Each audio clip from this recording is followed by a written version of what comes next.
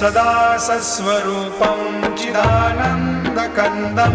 जगत्सम्भवस्थानसंहारहेतुं स्वभक्तेच्छया मानुषं दर्शयन्तं नमामीश्वरं सद्गुरुं साईनाथं भवद्वान्तविध्वंसमार्तण्डमीड्यं मनोवागतीतं मुनिर्ध्यानगम्यं जगद्व्यापकं निर्मलं निर्गुणत्वां नमामीश्वरं सद्गुरुं साईनाथं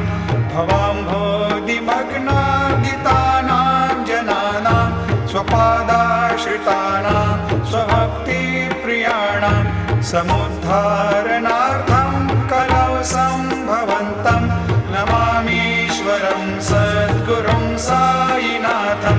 सदा निम्बवृक्ष